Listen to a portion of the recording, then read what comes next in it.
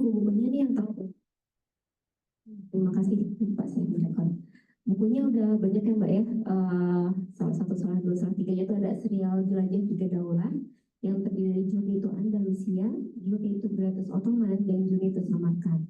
Nah, lalu buku-buku yang menjadi wakaf literasinya itu ada Junito Aksa, Junito The Light, yang seluruh royalti dari penjualan bukunya digunakan untuk mahasiswa-mahasiswa Indonesia loh teman-teman, yang lagi studi di Universitas Al-Azhar, Kairo, melalui Lazisco Mesir. Nah, lalu buku juri yang tuh Baitul Maqdis, seluruh royaltinya digunakan sebagai wakaf literasi untuk pesantren masyarakat Merapi Merbabu. Ini apa namanya, amal jariahnya luar biasa luasnya gitu ya. Buku terbarunya itu nanti ada Journey to Your Heart sama Jalan of Star dan Lost Islamic Victory 2 yang insya Allah akan hadir di Islamic Book Fair ya, Baltic ya, nanti sekitar bulan Agustus ya teman-teman. Nah, jadi seorang traveler nih, apalagi jangankan traveler lah, kita aja yang senang healing gitu ya, menyusuri bumi Allah yang luas gitu, menapaktilasi jejak peradaban Islam, memunguti hikmah yang berserak dan membagikan pada siapa saja yang mau membacanya gitu. Perjalanannya ketiga benua ya, selain tentunya Indonesia gitu ya, kita mencoba melihat dari kacamatanya Mbak Utik nih, di benua Afrika, Eropa, dan Asia, terutama untuk kajian siang kita ini spesifik di Asia Tengah, dengan tujuan tuh ingin sebanyak-banyaknya tuh kita sujud ya di masjid-masjid yang dijumpainya di setiap lengkung bumi Allah gitu, Masya Allah ya. Jadi aku udah Assalamualaikum ya, udah sih ya, Assalamualaikum ya teman-teman. Kalau ada yang baru join online lagi, terus teman-teman yang baru join offline, saya biasanya MC konten kita Mbak Siska tadi ada berhalangan hadir di awal waktu, jadi saya gantikan dulu, mungkin style MC-nya agak berbeda. Jadi sekarang sudah mau sebenarnya belum sama-sama juga ya, jadi sebenarnya kita langsung aja bisa bercengkraman dengan Mbak Utik dan menceritakan dari matanya, dari kacamatanya Mbak Utik tuh peradaban Islam di Asia Tengah seperti apa. Jadi kalau kita punya rezekinya gitu ya, pas kita jalan-jalan gitu ke Asia Tengah, oh Masya Allah ini nih jejak-jejak Islam kita di sana nih, di sini loh gitu. Jadi selain kita cuman healing, kita tuh jangan cuman healing melihat indah-indahnya itu, kayak kita mentadaburi gitu ya. Kalau hikmahnya tuh ternyata bumi Allah yang luas, yang bumi Allah yang luas itu tuh jejaknya tuh di sini gitu.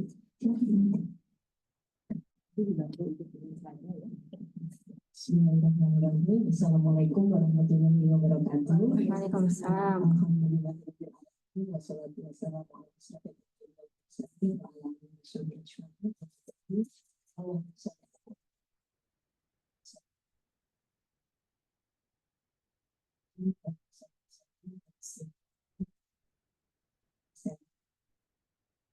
saya senang banget ada hari kedua saya sharing dengan teman-teman di Medco.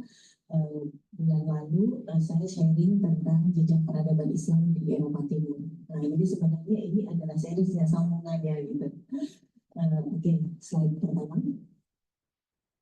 Rencananya sebenarnya kajiannya yang Asia Tengah ini saya itu sharing di tanggal 29, Jumat tanggal 29 kemarin. Cuman kebetulan saya lagi ada di Asia Tengahnya, saya belum bisa balik, saya baru balik sampai Jakarta tanggal 1, sehingga digeser ke tanah sekarang. Jadi masih inilah gitu ya. Kebetulan Ibu sama Ibu Cindy juga balik dari sana ya, hanya selisih berapa hari dengan waktu saya di sana. Oke, kita lihat dulu sentra Asia. Kemarin yang waktu kita bicara tentang Eropa Timur, saya sempat menjelaskan tentang Eropa Timur itu ternyata tidak hanya secara geografi yang posisinya itu ada di Eropa Timur gitu ya, tapi juga secara geopolitik. Jadi negara-negara yang dulu bekas blok komunis itu dimasukin ke Eropa Timur, walaupun sebenarnya posisinya secara geografinya itu ada di Eropa Tenggara gitu misalnya, kayak Bosnia, tapi itu dimasukinnya karena pecahnya Yugoslavia, dimasukinnya ke Eropa Timur. Kalau Asia Tengah ini enggak, kebetulan memang posisinya itu semua ada di Asia Tengah gitu ya. Nah, ini ada paling gampang adalah ada 5 negara stan di sana. Uzbekistan, Tajikistan, Kazakhstan, Kyrgyzstan, dan Turkmenistan. Alhamdulillah Allah sudah terjalankan saya untuk menyusuri jejak-jejak peradaban Islam di negara-negara stan itu. Nah, kemarin itu saya sempat bercerita tentang ada 2 nama gitu ya, yang membawa cahaya hidayah sampai ke wilayah di Eropa Timur. Jadi ini nyambung ya, jadi saya sedikit reminder kajian kita sebelumnya. Jadi kalau Islam itu masuk ke Eropa itu dari dua jalur. Yang pertama dari Eropa Barat, jadi kita masuknya itu dari Maroko, itu dibawa oleh pasukannya Torik bin Ziyad. Sebelumnya itu ada yang pertama kali datang itu adalah Khalid bin Malik, lalu kemudian itu menyeberang Selat Gibraltar, masuklah ke Eropa. Nah itu di semenanjung Iberia, dan kemudian di sana kita mempunyai peradaban Islam yang sangat luar biasa, 8 abad lamanya. Nanti insya Allah kapan-kapan kita juga sharing ya tentang itu ada di buku terbaru saya yang akan launching nanti di Islamic Bookfair. Nah itu nanti di Eropa Barat itu terus jalan sampai ke akhirnya masuk ke alam Eropa Timur, itu satu. Nah yang kedua itu ada yang masuk setelah kita memenangkan pertempuran untuk membebaskan wilayah Persia, itu ada pasukan yang kemudian dikirim terus ke timur. Nah itu nanti yang kemudian melintasi wilayah yang sekarang bernama Rusia. Kemarin saya sudah cerita ada sebuah kerajaan besar di Rusia, kerajaan Islam itu namanya Volga sama Bulgar. Lalu terus kemudian ada di Ukraina juga ada Panate Crimea dan seterusnya. Nah dua orang luar biasa inilah yang kemudian Cahidaya itu dari Rusia ini kemudian mereka menyeberangi sungai. Sungainya itu adalah sungai Amudanya. Ini sungai sangat legendaris sekali. Di balik sungai itu pada waktu itu bagi pasukan muslimin, negeri di balik sungai itu tuh masih misterius gitu. Di sana itu ada apa gitu ya. Mereka sama sekali itu pengetahuannya belum sampai sana. Mereka tahu tentang Persia karena ada peradaban besar. Tapi ada apa di negeri balik sungai itu mereka kosong gitu ya. Dan akhirnya datanglah ada Nexon. Oh, ini saya sebut dulu ya sebelum kita sampai ke siapa-siapa yang membawa Cahaya Hidayah. Jadi di Asia Tengah itu ada mengalami 3 kali Renaissance. Renaissance itu disebutnya sebagai kebangkitan, begitu ya. Yang pertama itu adalah hadirnya Cahaya Hidayah. Itu nanti akan saya ceritakan setelah ini siapa saja yang membawa Cahaya Hidayah itu sampai ke sana. Itu terus kemudian sampai hancur ketika pasukan Mongol yang dipimpin oleh Genghis Khan itu meluluhlantakkan semua yang dilewati sampai mereka sampai ke Baghdad. Jadi saya sudah melihat jejak-jejaknya tempat-tempat yang pada waktu itu betul-betul dihabiskan gitu ya oleh Genghis Khan dan pasukannya ini. Lalu kemudian setelah itu, setelah pasukannya Genghis Khan ini selesai, lahirlah seorang pemimpin di sana. Ini pemimpin juga cukup kontroversial. Sejarah sering menuliskannya. Jadi ada 3 orang pemimpin di dunia yang seringkali terfitnah oleh sejarah. Yang pertama itu adalah Muawiyah bin Abi Sufyan. Kita sering mendengar gitu ya kisahnya yang apa namanya beliau ini sangat luar biasa sekali. Bagaimanapun pada waktu itu kita kepemimpinan Bani Umayyah lah Islam itu menyebar sampai ke penjuru tahun yang luas. Lalu kemudian Khalifah Harun al-Rashid itu juga adalah salah satu tokoh yang sangat luar biasa yang juga sering terfitnah oleh sejarah. Kalau kita nonton komiknya Disney Aladdin itu ada satu raja bodoh yang gampang dibodohin sama wazirnya. Nah itu juga adalah penggambaran Sultan Khalifah Harun al-Rashid. Padahal tentu tidak seperti itu. Khalifah Harun al-Rashid adalah khalifah yang sangat luar biasa sekali. Pada masa kepemimpinannya Daulah Abbasiyah itu mencapai puncaknya. Yang ketiga ini adalah Amir Timur. Barangkali kalau kita google nama Amir Timur tidak terlalu sering muncul, tapi kalau kita menyebut Timur lain maka akan muncul. Dia digambarkan sebagai keturunan Mongol yang sudah masuk Islam tapi sama berisi gitu ya dengan nenek moyangnya, suka membuat tengkorak, suka membuat piramid dari tengkorak manusia gitu. Apakah benar seperti itu gitu ya? Nanti kita akan telusuri. Nah, kejayaan ini sangat luar biasa pada waktu itu bergiliran Daulah Timurid di wilayah Asia Tengah ini sampai akhirnya semuanya hancur ketika invasi komunis Soviet. Selama 70 tahun mereka dijajah oleh komunis Soviet dan segala hal yang berbau agama dijauhkan dari mereka sejauh-jauhnya. Bangunan-bangunan bekas peninggalan bersejarah itu betul-betul kalau nggak dirusak, dihancurkan, juga dialihfungsikan. Masjid-masjid digunakan sebagai tempat biliar, makam-makam para ulama digunakan sebagai kandang babi dan seterusnya. Sampai akhirnya betul-betul mereka itu seakan-akan tercabut gitu. Jadi saya sudah menyusuri negeri dengan jejak-jejak peradaban Islam yang sangat banyak. Negeri-negeri yang bekas dijajah oleh kolonial, Spanyol, Portugis, Inggris, itu mereka dimurtadkan betul karena mereka juga punya misi salah satunya gospel and glory, gospel ya penyebaran agama. Tapi setidak-tidaknya mereka itu tidak seperti komunis ketika menjajah. Komunis itu ketika menjajah itu sangat mengerikan sekali gitu. Ketika mereka menguasai satu tempat itu betul-betul tertinggalkan sama sekali. Saya bukan generasi yang mengalami peristiwa 65 gitu ya. Saya hanya melihat dari film G13, tapi setelah saya menyusuri negeri-negeri yang pernah menjadi apa namanya bagian dari jajahan negara-negara komunis ini, saya sangat bersyukur sekali gitu. Peristiwa itu tidak pernah terjadi di negeri kita tercinta. Karena kalau sampai itu terjadi, betul-betul agama itu betul-betul hilang dari tempat itu. Mereka ini selama nggak lama pada Soviet itu sebenarnya menjajah mereka hanya sekitar 70-an tahun, sekitar segitu ya, sekitar tahun 91 itu mereka sudah negara-negara itu sudah merdeka, kecuali Tajikistan mereka masih bersaudara agak lama. Nah, tapi mereka tidak lagi mengenal syariat sholat. Mereka sama sekali tidak mengenal syariat puasa Ramadan. Mereka tidak lagi mengenal syariat pergi haji dan seterusnya. Nama-nama mereka barangkali masih ada bau-baunya, ya ada Rusia-Rusianya, tapi juga ada nama-nama kayak Islam-Islamnya gitu, misalnya Abdus Samatov gitu kan, kayak kita masih akrab gitu, tapi sudah berusia. Tapi sama sekali mereka tuh nggak mengenal ritual sholat dan seterusnya. Sampai akhirnya mereka merdeka tahun 91. Kalau sekarang kita melakukan perjalanan ke sana di masjid-masjid besar, Masya Allah, kita akan mendengar imam-imam muda, mungkin umurnya masih 40-an gitu ya, nggak banyak. Yang tua-tua itu kayak saya nggak ketemu gitu ya. Ya ada satu dua yang sudah senior-senior itu, seperti imam besarnya di kompleks sholat Imam Bukhari itu sudah sangat senior. Tapi yang rata-rata itu umurnya masih 40-an ya gitu. Nah, ketika negeri itu merdeka, anak-anak muda ini, saya sudah yakin ketika komunis Soviet menguasai wilayah itu, secara diam-diam keluarga-keluarga Muslim ini masih mendidik anak-anaknya, ya.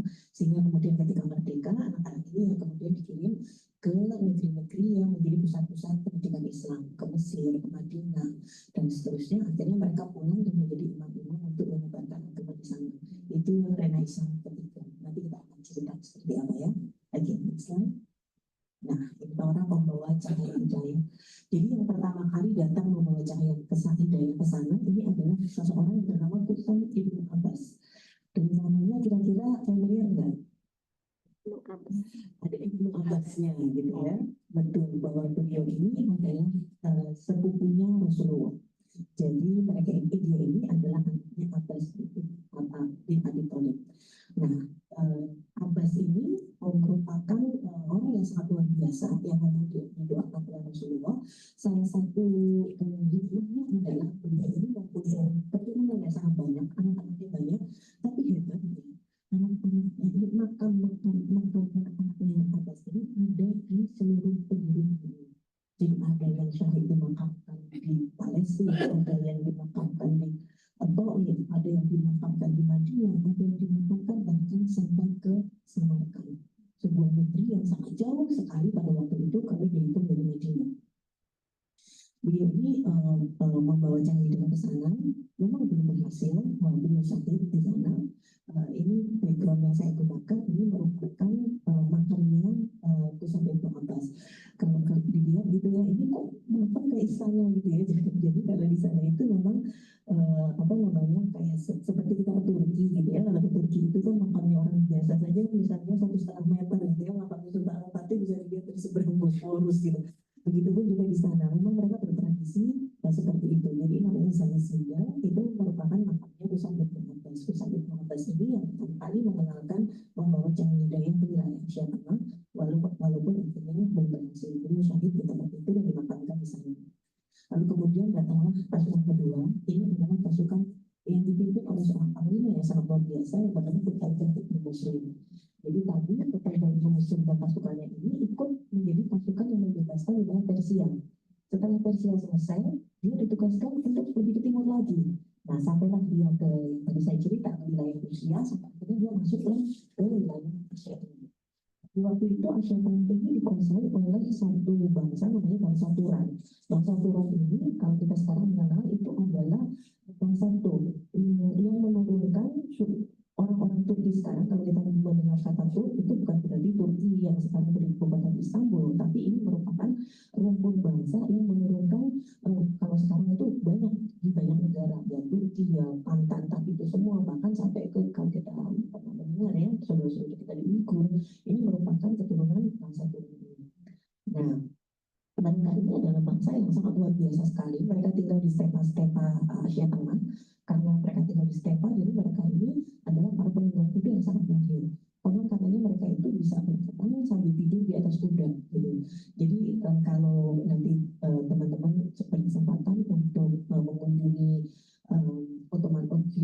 waktu ada di Turki itu desa yang betul-betul masih asli gitu ya, masih asli, diupayakan seasli mungkin ketika masih dikuasai oleh Utsman Ghazi. Jadi sebelum Sultan Muhammad Al-Fatih itu betul kelihatan banget kalau kayaknya orang-orang di desa ini tuh lebih banyak naik kuda dibanding jalan kaki.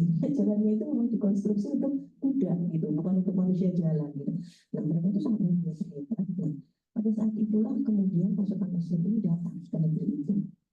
Nggak kebayang lawannya siapa, nggak kebayang situasinya seperti apa. Dan ini tuh nggak mudah untuk membebaskan, membawa Cahidayah ke Asia Tengah ini. Jadi dalam Islam itu role of king itu ada 3. Ketika kita menyebarkan Cahidayah itu, pertama kita menawarkan mereka, mendakwahi mereka untuk bersyahadat. Kalau misalnya penduduk negeri itu mau, selesai, nggak ada perang-perangan. Lalu yang kedua menawarkan untuk membayar jizyah. Jizyah itu sering dituliskan sebagai pajak, padahal sebenarnya bukan pajak gitu ya, tapi ini adalah dan itu nilainya juga jauh lebih kecil ketimbang kewajiban zakat kita. Dan ini diberlakukan pada laki-laki dewasa dan ya kalau sekarang istilah itu bekerja gitu. Jadi orang tua, anak, lansia itu semua terbebas dari jizyah ini. Kalau misalnya itu memang disetujui, selesai, nggak ada perang-perangan, mereka tetap bisa hidup di negerinya dengan agamanya, dengan hartanya dan seterusnya. Kalau itu semua ditolak, barulah kemudian datang pasukan itu dengan pertengahan dengan rule yang tidak boleh membunuh orang tua, anak-anak, tidak seperti perang yang begitu dihadapi yang kita saksikan di Gaza hari ini, gitu. Tidak seperti itu gitu. Mereka tidak boleh merusak tempat ibadah, mereka tidak boleh menebang pohon yang tidak diperlukan dan seterusnya. Nah, dengan segala strict aturan yang sangat ketat itu, Qutaibah ibn Muslim dan pasukannya itu bisa membebaskan satu persatu wilayah Indonesia. Menariknya teman-teman, ada salah satu peristiwa yang sangat luar biasa sekali.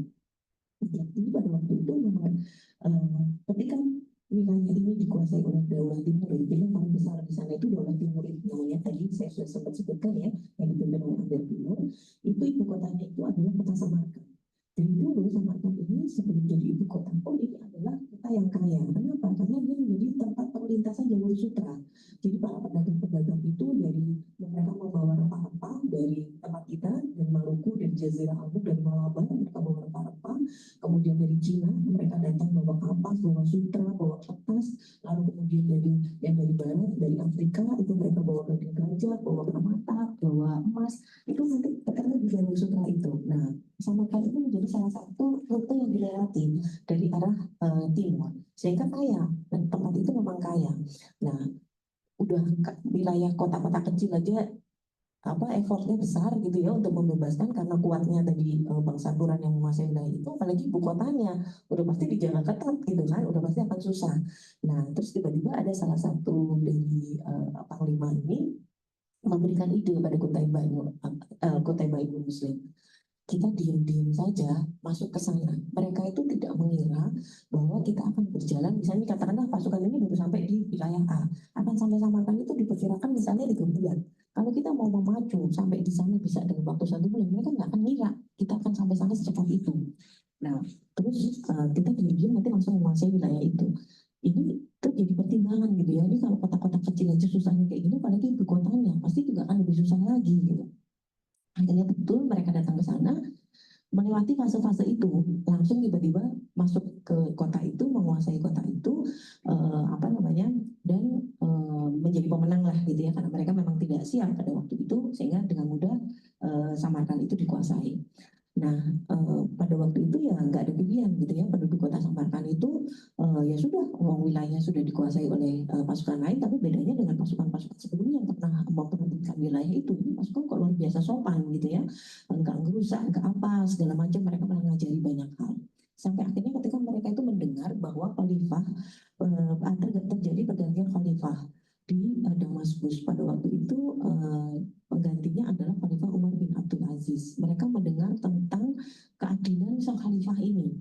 Akhirnya dikumpulkanlah beberapa pemuka agama, bangsawan dari kota Samarkand itu untuk berangkat ke sana mengadukan pada Khalifah Umar bin Abdul Aziz tentang pasukan ini. Kami mendengar pasukan Muslim itu kalau datang membebaskan suatu wilayah, yang pertama ada begini, ada begitu, ada begini. Kok ini tiba-tiba kami langsung dikuasai? Itu mereka itu sudah berada di situ selama 6 tahun. Jadi kalau yang pada bercocok tanam tuh ya udah mau panen, yang itu juga sudah ada yang menikah, mungkin sudah punya anak, kalau dagang juga mungkin udah punya 2 ruko gitu ya, pokoknya udah jalan tuh udah smooth aja semuanya gitu. Akhirnya Khalifah Umar bin Abdul Aziz ini menulis surat bahwa mereka itu melakukan kesalahan prosedur, suatu hal yang kayaknya kalau di zaman kita itu kayak udahlah kesalahan prosedur, yang penting mereka juga sekarang hidupnya nyaman-nyaman aja, mereka udah seneng-seneng aja gitu. Tapi tidak, diperintahkan ketika surat itu sampai nanti batas waktu maghrib, semua pasukan, ada 100.000 pasukan, teman-teman, harus ditarik keluar semua dari kota Samarkand. Ini ketika surat itu akhirnya sampai ke kota Ibnu Muslim, beliau tuh rada-rada galau gitu ya. Galaunya itu pertama, kalau ini disampaikan ke pasukannya, takutnya pasukannya ini terus nanti malah ada 1-2 yang memprovokasi, malah jadi nggak karuan gitu. Padahal kan mereka itu sebenarnya sudah hidup damai tenang di tempat itu gitu. Terus kalau misalnya kedua, kalaupun tidak memprovokasi, tapi malah memberontak gitu, jadi malah menolak, akhirnya malah jadi perang saudara, itu lebih gawat lagi gitu kan.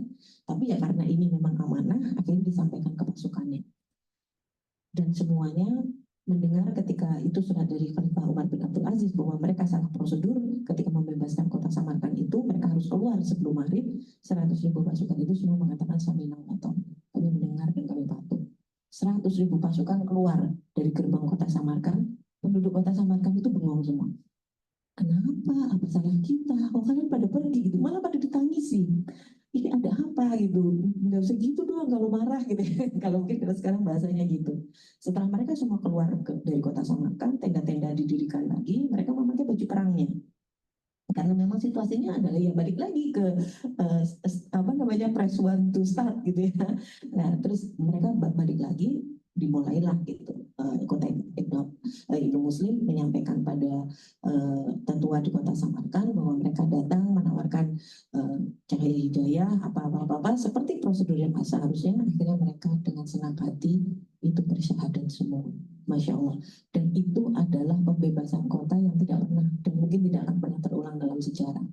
Luar biasa sekali bagaimana 100.000 pasukan ini mematuhi panglimanya, bagaimana panglimanya mematuhi khalifah yang jauh ada di Damaskus sana, bagaimana keadilan itu betul-betul ditegakkan sampai negeri yang sangat jauh, dan bagaimana cahaya hidayah itu bisa datang diterima tidak harus dengan peperangan tapi justru dengan akhlak mulia.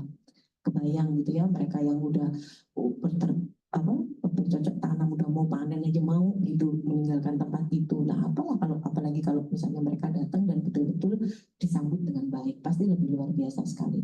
Akhirnya sejak saat itu Samarkand ini menjadi salah satu kota yang sangat luar biasa sekali dalam sejarah peradaban Islam, menjadi kota dengan jejak peradaban keilmuan. Nanti saya akan ceritakan seperti apa indahnya jejak keilmuan yang ada di sana.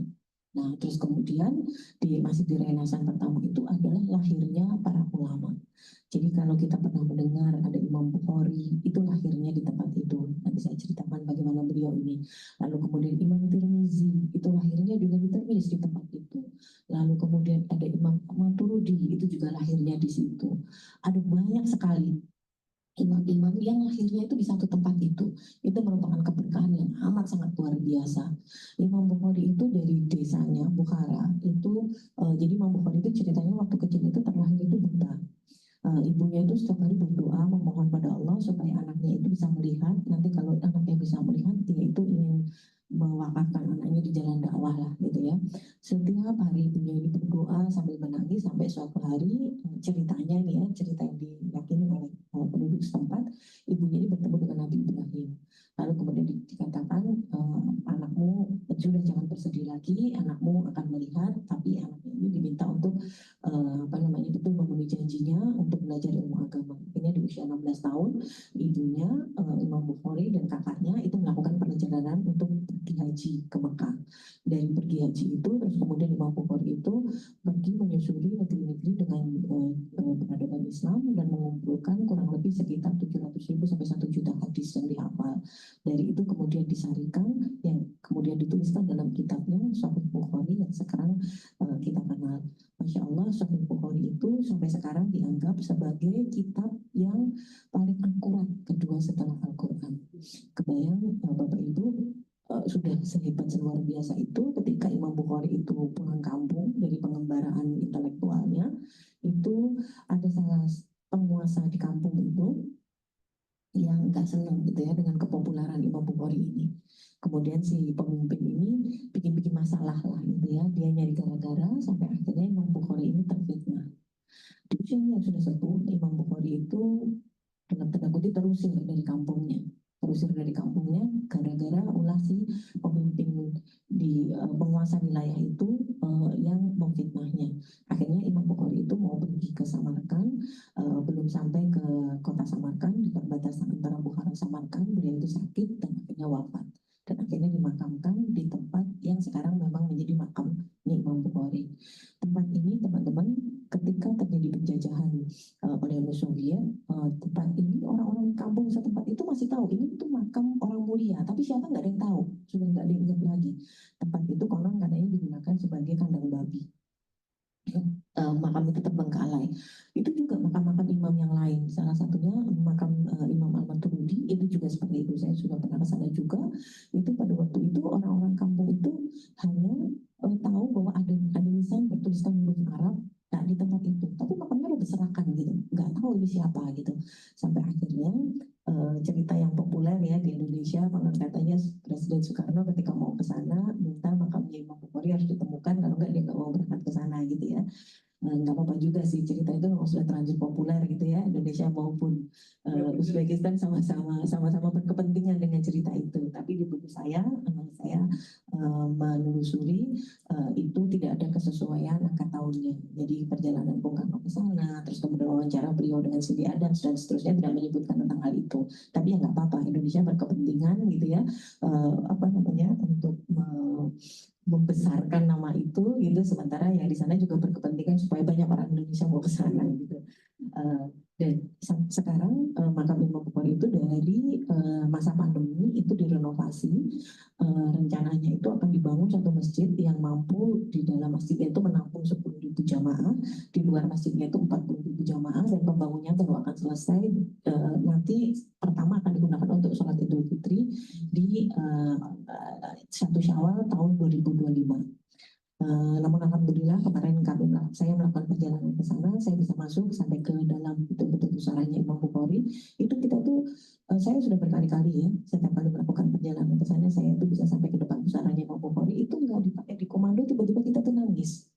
Itu betul-betul rasanya itu kayak ya Allah, ini di depanku dibaringkan manusia yang sangat mulia, yang ilmunya, yang keberkahannya yang sangat luar biasa sekali gitu.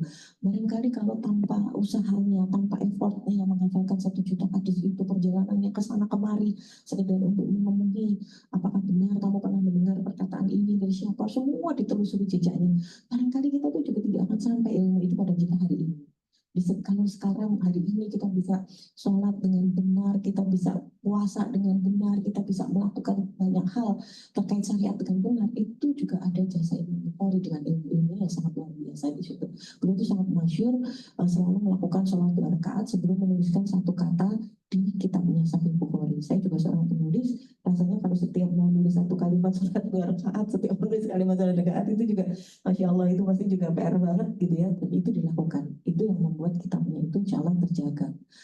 Kebayang kalau buku kita di toko buku itu tuh ada kayak mobil gitu ya, ada apa namanya tuh tahun edarnya gitu. Jadi kalau misalnya buku yang ditulis tahun 96 gitu, cari toko buku juga udah nggak ada, kecuali dia dicetak ulang terus gitu. Namun Sahih Bukhari ini kebayang sudah ratusan tahun, sampai sekarang kita dengan mudah googling di Shopee gitu ya, kitab Sahih Bukhari ya, dengan terjemahan semua bahasa atau apapun yang mudah kita masih bisa temukan. Ini menunjukkan keberkahan yang sangat luar biasa sekali. Dan dari tempat itu memang betul-betul pada Renaissance pertama ini lahir para ulama-ulama yang sangat luar biasa sekali, yang akhirnya menjadikan negeri itu menjadi negeri yang sangat terang cahayanya. Kenapa kita tidak pernah mendengar gitu ya? Kok kita tahunya Baghdad, kok kita tahunya mungkin Damaskus dan lain-lain? Karena itu tadi, penjajahan selama 70 tahun oleh komunis Soviet itu mengampungkan semua hal. Jangankan sampai ke kita, ke penduduk negerinya aja sampai nggak tahu, apalagi kita. Jadi di kunjungan saya yang kesekian beberapa tahun yang lalu, ada salah seorang vlogger muda gitu ya, dan orang televisi lokal itu ikut perjalanan saya. itu saya sempat bertanya pada dia gitu kan, apa yang kamu tahu tentang Imam Bukhari, dan gayanya gitu ya, anak Gen Z gitu, dia mengatakan bahwa oh ya itu tempat destinasi wisata yang ramai sekali oleh turis gitu. Oh iya, tapi siapa Imam Bukhari? Lama dia diam, terus I have no idea. Dia bahkan tidak tahu siapa itu Imam Bukhari, tapi dia cuma tahu itu adalah destinasi turis yang sangat ramai. Astagfirullah. Itu kalau misalnya kita tidak, generasi muda muslim tidak hanya di sana ya, di seluruh dunia, kalau kita memang tidak mau mempelajari, mentadaburi sejarah, kita tidak mengenal siapa kita, ya nantinya akan seperti itu, akan hilang apa yang seharusnya menjadi pengetahuan kita. Oke, next slide. Nah, terus dari tempat itu juga lahir para penulis peradaban. Ini Bapak Ibu, saya tuh yang paling senang banget kalau ke sana. Itu karena memang betul-betul saya bisa merasakan intellectual society yang sangat luar biasa sekali. Barangkali kalau misalnya kita pergi ke satu tempat tapi kita tidak tahu ada sejarahnya, ya kita cuma tahu itu bangunan indah, ini bangunan bagus, oh ini bekas madrasah, oh ini bekas ini. Tapi kalau kita mentadaburi, kita tahu sejarahnya, itu betul-betul akan terasa banget gitu ya. Jadi ada satu tempat, Bapak Ibu, namanya sekarang itu, wilayah itu sekarang namanya Hifa. Hifa, dulunya itu adalah Khawarizm. Dari tempat ini, itu saya menduga kalau dilakukan tes DNA, itu seluruh penduduk di kota itu tuh jenuh semua gitu IQ-nya. Jadi dari tempat itu tuh lahir Al-Khawarizmi. Al-Khawarizmi ini adalah, namanya itu dilatinisasi menjadi Khawarizm algoritma.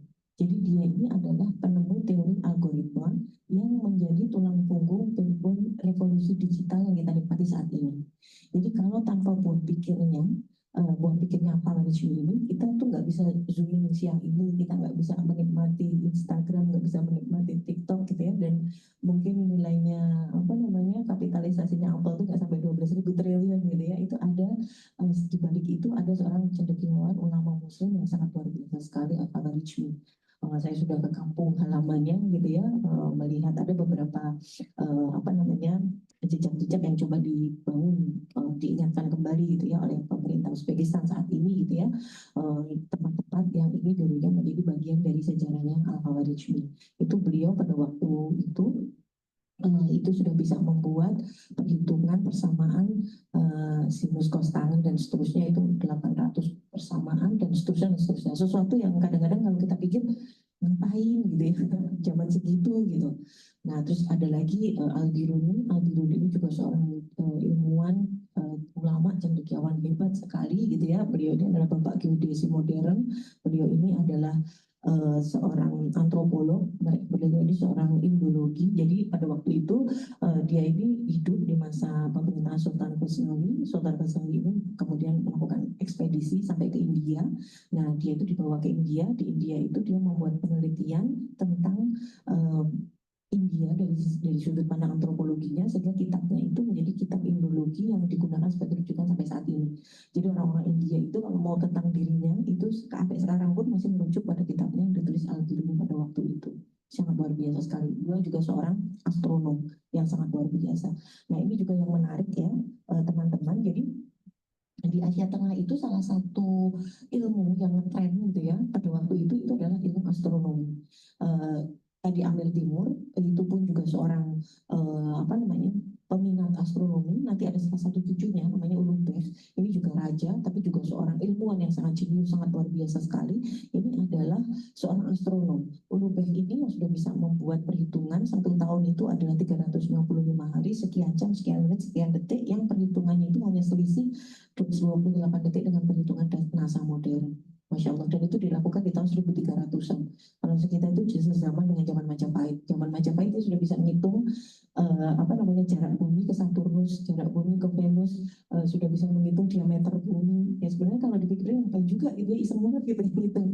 Ternyata teman-teman itu bukan iseng gitu ya, menghitung apa namanya, dia itu mendapat julukan sang pembuka kunci semesta, karena sebenarnya itu bukan iseng gitu ya, ngapain sih ngitung-ngitung jarak bumi Saturnus gitu, emang kita mau pergi ke sana, enggak.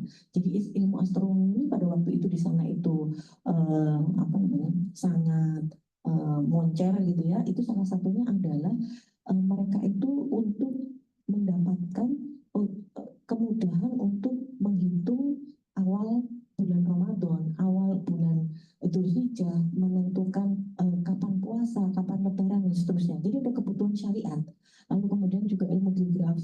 kartografi di sana itu juga berkembang pesat, itu adalah ya, pada waktu itu kebayang gitu ya, kita ada kebutuhan untuk pergi haji. Kalau misalnya itu kita nggak punya peta yang akurat untuk bisa sampai ke Mekah, jangan-jangan kalau dari sini dari Samarkand ya nggak kebayang kalau dari Jazirah Arab mungkin deket gitu. Kalau zaman segitu belum ada GPS, hanya mengandalkan bintang untuk bisa sampai ke Mekah, bisa-bisa menceng terus tiba-tiba sampai Sudan gitu kan. Nah itu apa namanya, itu sangat dibutuhkan sekali, sehingga ilmu-ilmu itu sebenarnya yang sekarang di zaman modern ini pun kita masih mengakui kehebatannya, itu adalah untuk memenuhi kebutuhan syariat. Salah satu peninggalannya, nanti kita kalau berkunjung ke sana itu ada madrasah-madrasah yang sangat luar biasa sekali, dan ada salah satu observatorium yang ditinggalkan oleh Ulugh itu yang sekarang masih bisa kita lihat. Kebayang itu ada salah satu sextans yang sangat besar sekali, itu adalah alat yang kemudian kalau sekarang kita mengenalnya menjadi cikal bakal GMAP yang sekarang kita tahu gitu ya, GPS yang kita tahu. Jadi itu sudah sangat luar biasa sekali. Lalu terus kemudian ada Al-Farabi. Al-Farabi ini orang luar biasa sekali hebatnya. Ini juga salah satu yang saya sangat kagum. Ini Al-Farabi ini kalau sekarang kalau kita tuh ada orang menguasai 4 bahasa atau lebih secara aktif itu kan sudah disebut sebagai polyglot gitu ya, udah dianggap hebat ya. Al-Farabi ini menguasai disebutkan 40 bahasa, ada yang menuliskan 79 bahasa. Kebayang satu orang bisa menguasai 40 bahasa dan tanpa ketukar-tukar gitu ya. Ini hebatnya seperti apa. Ini sangat luar biasa sekali. Dan menariknya lagi, para ilmuwan ulama pada waktu itu, mereka itu sebelum menguasai ilmu-ilmu yang sekarang di dunia di modern ini menjadi ilmu-ilmu yang sangat populer gitu ya, seperti astronomi, matematika, fisika, kedokteran dan seterusnya, mereka itu menguasai ilmu agama terlebih dahulu. Semuanya kurikulumnya itu sama. Saya menuliskan di buku saya Journey to the Light itu bagaimana sih kurikulumnya yang selalu ulang dan melahirkan generasi-generasi hebat, mulai dari generasi sahabat. Kurikulumnya seperti itu diulang pada masa Salahuddin Al-Ayyubi, kurikulum yang sama, akhirnya lahirlah generasi Salahuddin Al-Ayyubi, kemudian diulang di generasinya Muhammad Al-Fatih, lahirlah generasi hebat Muhammad Al-Fatih. Itu selalu kurikulumnya sama, dan ini sama dilakukan oleh mereka. Mereka mempelajari Al-Quran lebih dahulu, lalu kemudian dengan sendirinya dengan mudah mereka akan mempelajari hal lain. Ini adalah pengakuan yang diberikan oleh Ibnu Sina. Ibnu Sina itu belajar agama dulu, selesai semuanya memahami Al-Quran, menurut dia, catatannya dia itu belajar kedokteran, belajar dengan sendirinya dan dengan mudah. Kebayang kedokteran itu kalau sekarang adalah salah satu ilmu tersulit ya, apa namanya, di dunia modern ini. Ibnu Sina ini belajar dengan sendirinya karena dia sudah menguasai Al-Quran. Masya Allah, Ibnu Sina ini juga lahir di sana. Ibnu Sina ini bapak kedokteran yang kitab yang dia tulis Kanun Fi'atib itu digunakan sebagai buku ajar kedokteran selama berabad-abad. Mereka memang tidak masyhur, mereka lahir besar di wilayah Asia Tengah ini, di Jepang, ada yang di Samarkand, ada yang di wilayah itu, namun mereka ini kemudian pada waktu itu sama lah kayak kita gitu ya, mungkin kita lahir di mana terus pindah ke Jakarta gitu ya, karena ibu kotanya di sini. Nah mereka ini juga rata-rata kemudian namanya itu masyhur di Baghdad. Al-Fawarizmi ini pernah ditunjuk sebagai kepala Baitul Hikmah. Ini perpustakaan universitas terbesar di Baghdad pada waktu itu. Ibnu Sina pun juga masyhur dengan pengembaraan intelektualnya, sehingga memang seakan-akan di tempat ini tuh kayak numpang lahir gitu ya. Terus tapi mereka rata-rata memang pendidikan pertamanya itu ada di situ. Maka kita akan mengenal next slide. Maka kita akan mengenal madrasah-madrasah yang sangat luar biasa sekali. Boleh next slide, Mbak? Nah, ini kita akan mengenal tempat-tempat pendidikan yang sangat luar biasa sekali. Kebayang Bapak Ibu, ini tempat seindah ini menyesaki, bangunan-bangunan seindah ini tuh menyesaki satu kota gitu ya. Jadi saya sudah pernah pergi melihat Istana Alhambra di Andalusia, itu emang indah banget istananya, tapi kan hanya satu istana gitu. Sementara ini satu kota gitu ya, bangunan-bangunannya itu seperti ini. Dan yang menarik ketika kita melakukan perjalanan ke Asia Tengah itu bukan istana, bukan masjid, bukan taman-taman indah gitu yang ditinggalkan, tapi madrasah. Ada di salah satu kota tua, namanya Icangkala, itu di kota Hifa. Itu dalam satu kota tua, itu jejak madrasahnya itu ada 64 madrasah. Kebayang nggak gitu ya? Siapa yang sekolah di sana kok sampai madrasahnya sebanyak itu? Jadi saya mulai ya dari yang paling kiri atas, itu Registan Square. Ini adalah kompleks kompleks 3 madrasah. Yang paling kiri ya, ini adalah Ulubeh Madrasah, terus lalu kemudian yang dekat di ujung kanan, di depan itu adalah kanan, yang depan lurus itu adalah Tilia Kali Madrasah. Nah yang sebelah kanan itu yang ditunjuk ini, nah ini adalah Syardor Madrasah. Ini menariknya Bapak Ibu, jadi Tilia Kali Madrasah itu bukan cuma bangunannya ini indah, tapi kalau kita masuk ke dalam itu tembok-temboknya sampai atap-atapnya itu dilapisi dengan emas. Tilia Kali itu dalam bahasa setempat artinya emas. Kebayang gitu ya, bikin madrasah temboknya emas gitu ya, atapnya emas, dilapisi emas gitu. Kalau sekarang udah nggak emas, warnanya kuning aja gitu. Kalau dulu emas beneran gitu, pasti nggak akan ada ribut-ribut soal UKT gitu. Kalau butuh-butuh tinggal dicongkel aja gitu emasnya gitu. Nah ini tuh sangat luar biasa sekali. Nah Ulubeh Madrasah, tadi saya sudah sempat sebut ya, Ulubeh ini adalah cucunya Amir Timur. Dia seorang ulama, seorang raja, seorang ilmuwan, seorang cendekiawan. Hobinya itu bikin madrasah. Jadi kalau kita pergi madrasah itu jangan bayangin kayak kita sekarang madrasah SD gitu ya. Madrasah itu adalah sekolah tinggi, pendidikan tinggi. Kalau kita sekarang tuh sebutnya universitas. Nah itu disebutnya madrasah. Nah ini tuh hobinya tuh bikin madrasah. Di Samarkand ini dia punya madrasah, Ulubeh Madrasah. Nanti kita pergi ke Bukhara, itu juga ada madrasahnya Ulubeh. Nanti kita pergi ke tempat lain itu juga ada madrasahnya Ulubeh. Jadi dia itu memang benar-benar seorang raja yang hobinya itu bikin madrasah gitu. Nah, terus yang di sebelah kanan ini di kota Bukhara, ini ada Miria Arab Madrasah. Miria Arab ini adalah madrasah pertama yang dibangun di kota Bukhara. Menariknya, ini adalah di antara sangat sedikit madrasah-madrasah yang masih difungsikan sebagai tempat pendidikan saat ini. Ini Miria Arab ini masih digunakan. Jadi sama kayak Al-Azhar di Kairo atau sama kayak Al-Qawanin di Maroko, itu sampai sekarang ini masih digunakan. Walaupun sempat ditutup ketika masa penjajahan Uni Soviet, ini ditutup, tapi sekarang sudah digunakan lagi sebagai madrasah. 90% imam-imam yang sekarang bertugas di wilayah Uzbekistan dan sekitarnya itu pernah mengenyam pendidikan agama awalnya itu di Miri Arab Madrasah ini sampai sekarang. Tapi kita kalau datang sana, kita cuma bisa melihat dari luarnya gitu, nggak boleh masuk ke dalam kampusnya kecuali kalau kita memang ada undangan atau ada surat izin. Sama kayak kalau kita ke Islamic University of Madinah, itu kan kita juga nggak bisa masuk kecuali kita punya surat undangan atau apalah gitu ya. Tapi ini madrasah masih digunakan sampai sekarang. Ini yang menarik itu ada salah satu menara yang sangat tinggi di sebelah kanan itu. Nah ini adalah namanya itu Kalian Minaret. Ini bangunan sangat luar biasa sekali. Ketika Genghis Khan itu menyantapkan semua yang dilewati, ini bangunan ini masih disisakan. Kalian Minaret ini nggak disentuh. Kenapa? Karena pada waktu itu Genghis Khan itu bingung sampai terpesona manusia bisa bikin bangunan setinggi itu tanpa miring. Jadi dia belum pernah lihat bangunan setinggi itu. Sampai akhirnya ini cerita yang dipercaya masyarakat lokal ya di sana. Dia saking takjubnya dia dongak untuk melihat titik tertingginya sampai di mana, topinya itu jatuh. Konon katanya Genghis Khan itu seumur hidup nggak pernah membungkuk. Untuk pertama kalinya dalam hidup dia membungkuk ngambil topinya itu. Makanya terus bangunan ini disisakan, nggak dihancurin. Tapi juga sebenarnya ini dilematis gitu. Dia nggak hancurin minaret ini, tapi dia menggunakan minaret itu untuk tempat hukuman. Jadi kalau orang-orang yang dianggap memberontak gitu ya, itu sama Genghis Khan itu dinaikin ke atas itu terus dijorokin dari atas. Sebenarnya yang bingung juga ya mau dihancurin atau enggak gitu. Nggak ada pilihan banget gitu, nggak dihancurin tapi terus dipakai untuk memberikan hukuman pada orang. Ini sampai sekarang kita masih bisa lihat.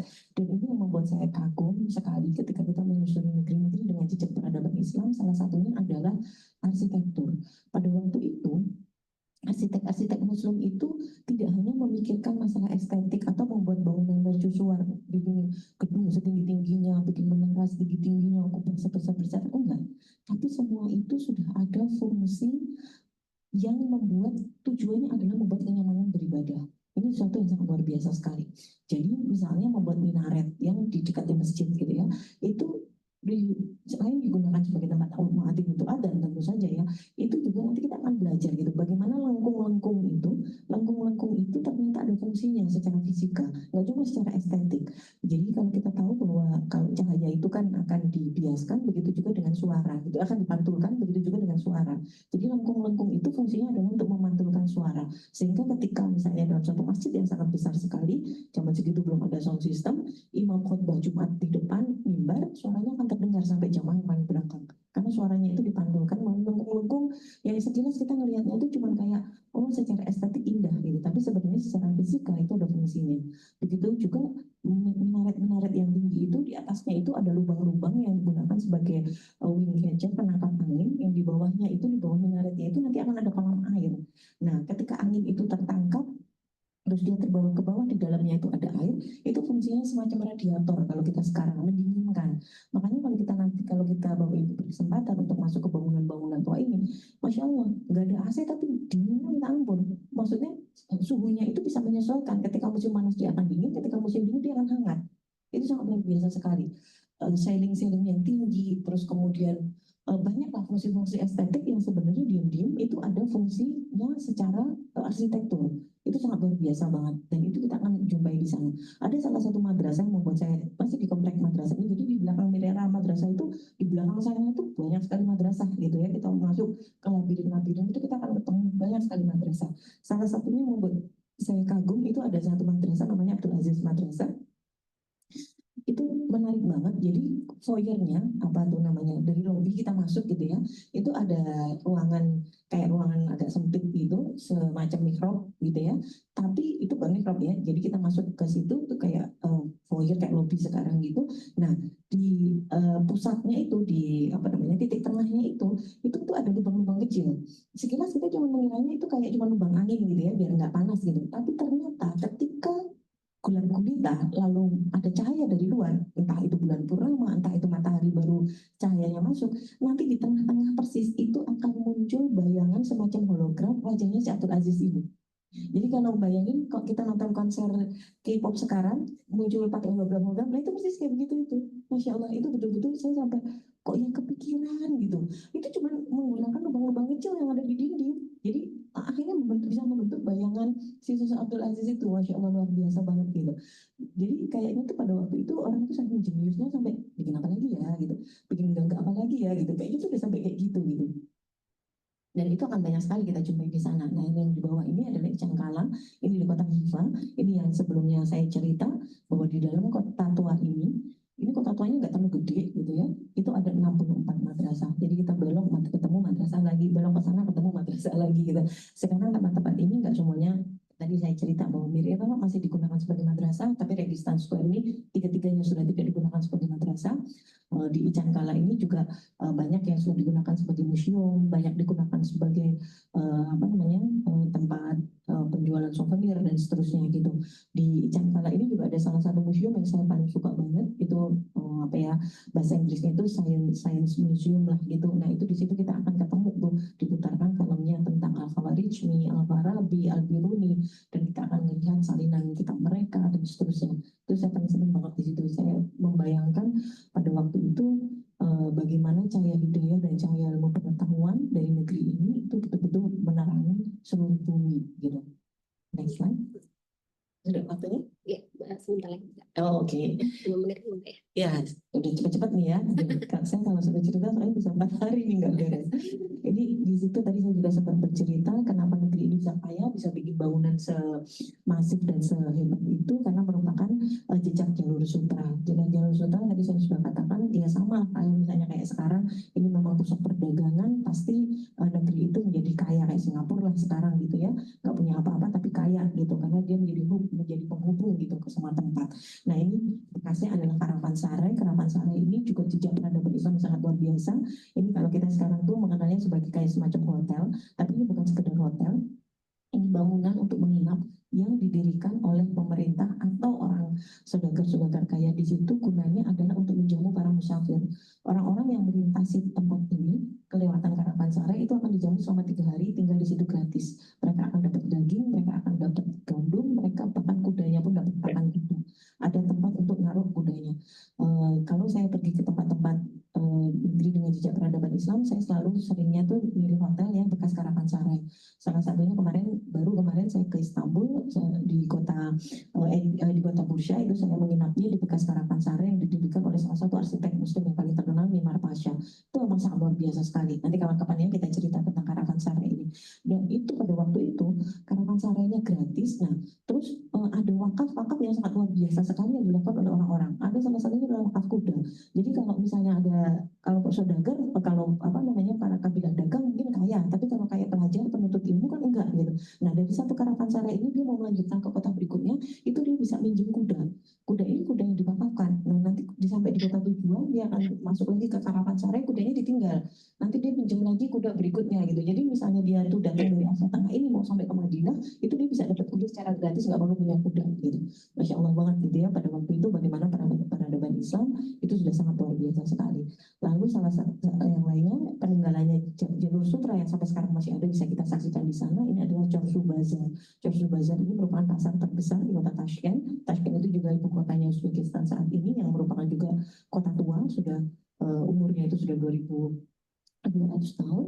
Ini juga masih ada satu pasar yang sampai sekarang masih aktif digunakan untuk perdagangan. Ini juga sangat luar biasa sekali. Mereka sudah mengatur bagaimana aliran air, bagaimana supaya tidak bau bau sayuran, apalah gitu ya, namanya juga pasar gitu kan. Itu sudah dengan banyak tempat-tempat terbuka, mereka punya dom yang sangat besar dan seterusnya. Menarik banget lah. Nanti kalau berkesempatan jalan-jalan ke sana harus mampir ke Chorsu Bazar. Ini masih digunakan sampai sekarang. Ada pasar basahnya juga, ada pasar dagingnya, pasar sayurnya, pasar buah-buahannya, dan pasar yang tekstil dan lain-lain. Ya, next slide. Udah kita selesai. Cepat-cepat jadinya, terus udah sampai 2 jam. Ini adalah salah satu ibrah yang saya sangat terkesan sekali, adalah surat Al-Imran ayat 140, dan masa kejayaan dan kehancuran itu kami pergilirkan di antara manusia agar mereka mendapat pelajaran, dan supaya Allah membedakan orang-orang yang beriman dengan orang-orang kafir, supaya sebagian kamu dijadikannya gugur sebagai syuhada, dan Allah tidak menyukai orang-orang yang zalim.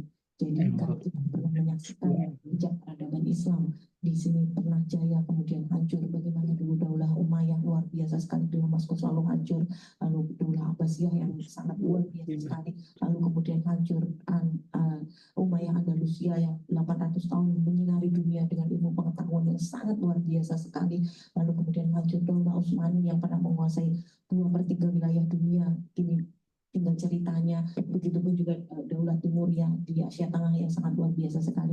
Ini adalah sunatullah. Setiap kejayaan itu pasti ada syaratnya, dan setiap kehancuran itu pasti ada penyebabnya.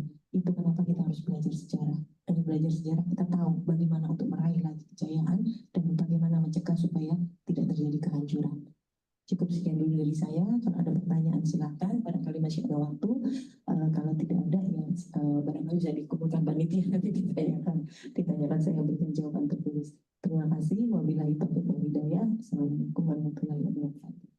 Waalaikumsalam warahmatullahi wabarakatuh. Mungkin pertanyaan pertama dari online. Masya Allah sekali ya.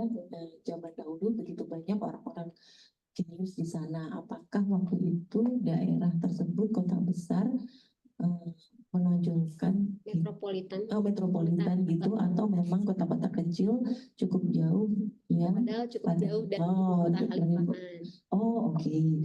Itu pada waktu itu, pada masa itu pusat kekhalifahannya itu menjadi bagian dari Daulah Abbasiyah. Namun ini itu jadi negara-negara kecil gitu menginduknya betul ke Daulah Abbasiyah, namun di wilayah ini itu sudah membentuk Daulah Timuriyah.